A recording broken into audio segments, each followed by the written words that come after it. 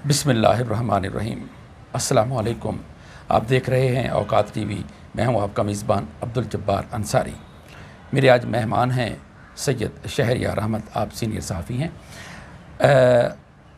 शाह साहब, ये हामिद मीर का मामला जो पहले गुस्से में उसने तकरीर की, फिर बाद में माजरत की, आप इस सारे मामले को किस नज़र से देखते हैं?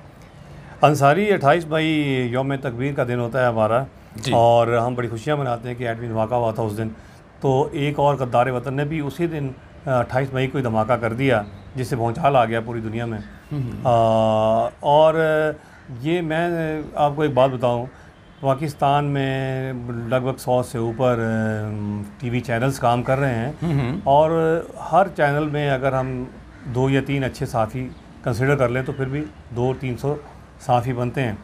लेकिन सबको अगर हम कंसिडर करें तो उसमें से 4 या 5 साफ़ी ऐसे हैं, जैसे हामिद मीर है, आसमा शिराजी है, अहमद नूरानी है, उमर चीमा है। इन सब का ताल्लुक़ न्यूज़ ग्रुप और जियो जंग ग्रुप से है, जिसको लोग जियो कहते हैं। जिसको जियो कहते हैं वो एक्चुअली जियो, मैं तो उसको अब लोगों को लॉबी का जी, अब तो लोगों को पता लग गया कि ये जियो चैनल है। अच्छा, इन 7-8 को छोड़ के सब मुहिब्बे वतन है। क्या वजह है कि इन्हीं 7-8 को हर वक्त लोग गद्दार कहते हैं, हर वक्त कहते हैं ये मुल्क दुश्मन है। इसकी क्या वजह है? इसकी वजह इनका ट्रैक रिकॉर्ड है।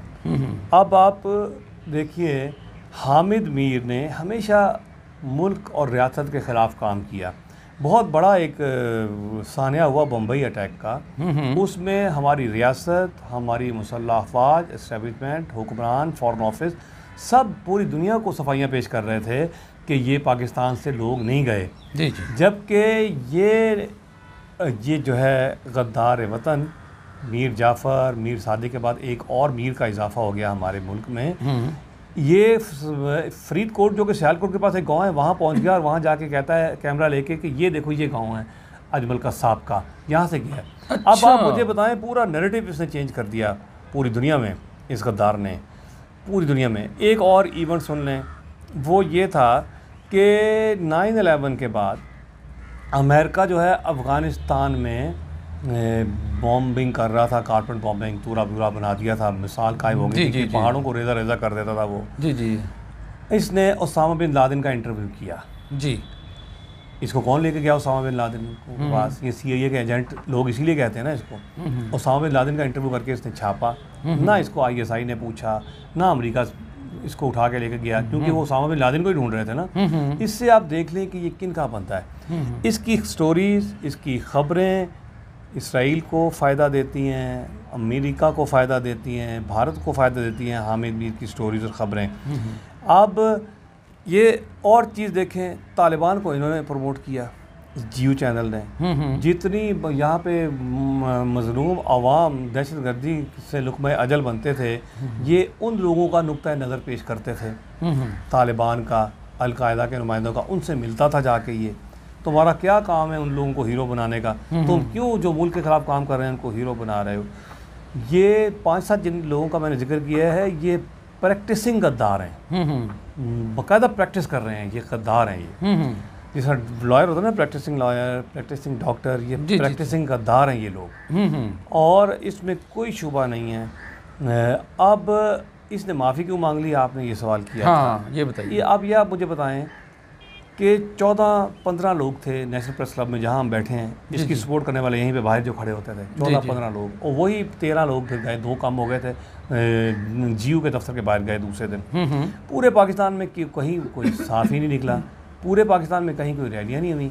अवाम ने इसको थू थू की, लानत भेजी, इतना इसको जलील किया कि कुत्ते के धड़ पे इसकी तस्वीर लगा के भी सोशल मीडिया पे लोगों ने ये इसकी एक बंदे ने एयरपोर्ट पे भी उसको रोका था। हाँ, जलील किया था। इसको अपनी औकात समझ में आ गई, इसको पता लग गया आवाम में ये चूरन नहीं बिकता फ़ौज के ख़िलाफ़ इस तरह करने का, जिससे बैरून दुनिया खुश हो। फ़ौज से हमें भी शिकायत हो सकती है, मुझे भी, आपको भी होगी। हम बताएंगे फ़ौज ने क्या गलतियाँ की, उस पर आप एक अलग प्रोग्राम करें। मैं फ़ौज से मोहब्बत से ही कहूँगा ये कि आप ये गलतियाँ करें, ये ना करें। लेकिन जब अपनी फ़ौज को वीक करोगे, उनको कहोगे हम तुम्हारे घरों में घुस के तुम्हारे घरों की चीज़ें बताएंगे, तुम्हारे घरों में गोली किसने मारी, किस जनरल ने, किस की बीवी ने गोली मारी, इस तरह की बात। और ये कि तुम्हारे ये पास तो ब्लैकमेल करने वाली बातें हैं। ब्लैकमेल करने वाली बात थी ना, तो वो ब्लैकमेल हुए नहीं हुए, तो उसके बाद फिर इसको मकसद में कामयाब नहीं हुए। हाँ, फिर उसको माफ़ी मांगनी पड़ती, माफ़ी मांगनी पड़ी। क्या करता अब ये, अब इसको पता लग गया कि मेरे साथ कोई है कोई नहीं। लेकिन मैं आपको एक बात बताऊं, जी जी, मैंने क्रिमिनल साइकोलॉजी पढ़ी है जी। अंसारी साहब, उसमें कुछ किस्में हैं मुजरिमों की। एक किस्म वो होती है कि जो एक अच्छे शरीफ घर में भी बच्चा पैदा हो जाता है ना, वो अपनी कंपनी की वजह से ज़रा ख़राब हो जाता है, मुजरिम बन जाता है।